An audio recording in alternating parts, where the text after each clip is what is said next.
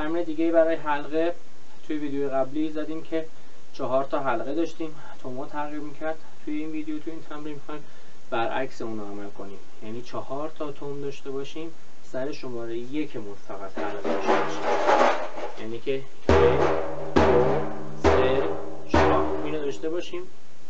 شماره 1 مون با حلقه 1 2 3 4 1 2 3 4 1 2 3 4. حالا حلقه رو میذاریم شماره 2 1 2 3 4 1 2 3 4 1 2 3 4. حلقه رو میذاریم شماره 3 1 2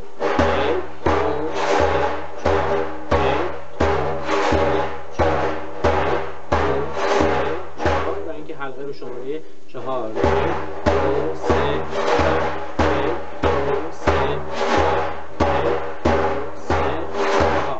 حالا این سیکل پشت سر هم، دفعه اول رو شماره 1، دفعه دوم شماره 2، دفعه سوم حلقه رو شماره 3 و دفعه آخر هم رو شماره 4. 1 2 3 4 1 2 3 4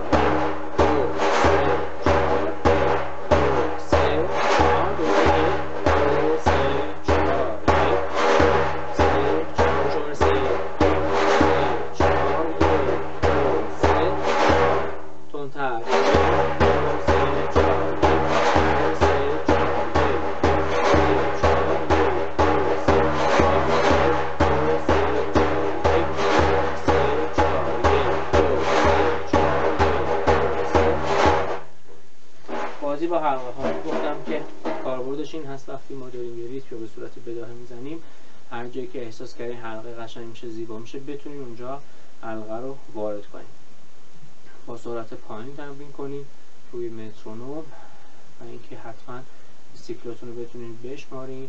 اولش اگه بلند هم شمردین مشکلی نداره، بعد توی دلتون رو حتما بشمارین، بعد ذره ذره سرعت رو ببرین بالا.